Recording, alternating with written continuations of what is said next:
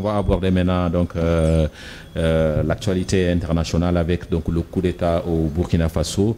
Une mission donc de la CEDEAO ñu koy xaarandi ni ki tey fa nga xamante ne moom moo di Ouagadougou kii di Paul-Henri Sandaogo Damiba moom dafa mujj làqu fa nga xamante ne moom moo di Togo ci visite bi nga xamante ne bi dañ koy amal Ouagadougou délégation CEDEAO boobule dañ ko reporté ba ni ki tey talaata ñeenti fan ci weeru octobre pour donc des raisons donc de logistique délégation bi nag ñu ngi ko doon xaarandi ni ki démb altine finalement donc mujjul en tout waaye nag dañuy jàpp ne rek week-end bi dafa nekkoon week-end donc bu intense te ñu nemmeeku ak li nga xamante ne bi kii di capitaine Ibrahima Traoré donc moom moo mujjee ñëw donc ci nguuru Burkina Faso ak démission kii di lieutenant-colonel Damiba donc est-ce que tey avec tout ce qui s'est passé donc précédemment donc au niveau donc du Burkina Faso est-ce qu'on peut s'attendre donc à quelque chose donc de meilleur donc d'ici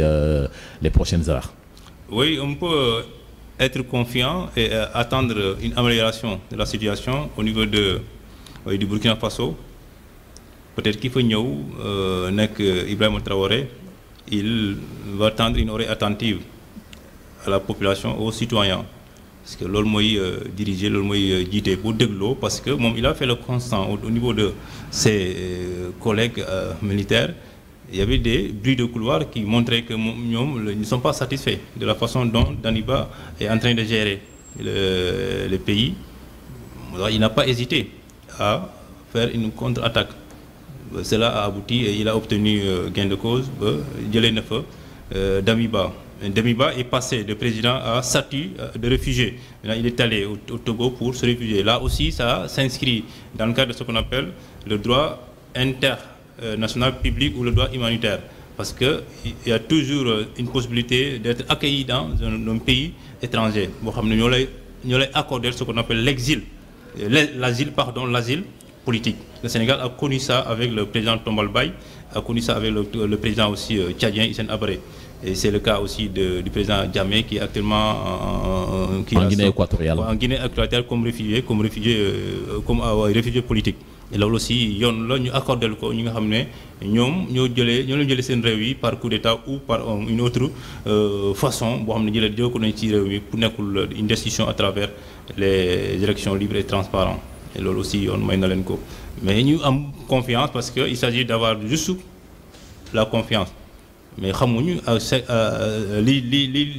l'avenir réservé réew bu mel nii Burkina Faso mais nekkul loo xam ne nii daal na xel parce que bu nekkee ne dafa destitué il n'a même pas resté 8 mois ñu destitué ko avec les armes ki fa toog aussi xelam du dal mais peut-être pour arriver à parce qu'il s'agit juste tout simplement de gérer une période de transition.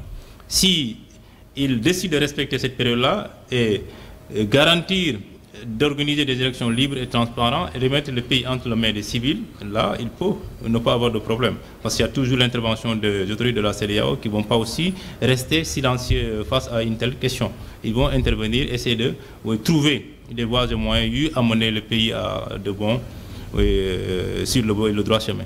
Mais à moins donc de 10 mois donc dans un pays comme le Burkina Faso, donc 2 coups d'État simultanés, avoue que donc le coup d'État c'est dans l'ADN donc des Burkinabés quoi.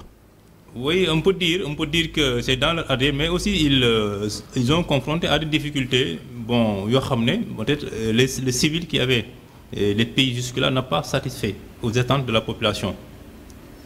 Et parfois, quand l'armée intervient, c'est parce que le peuple est allé au bout. Il y a un ras-le-bol généralisé. Les soulèvements, c'est une façon quand même d'éviter certains dégâts, d'éviter certains débordements. Mais bu nekkee coup d'état am na ki fa nekk rek il doit comprendre que il est là en tant que militaire mais pour gérer une période de transition pour ne pas aussi extrapoler pour essayer de s'éterniser. Le mun na andi aussi beneen tournée il faut accepter des négociations accepter le dialogue pour trouver parce qu'il s'agit de trouver une solution pour résoudre des problèmes que le pays est en train de connaître.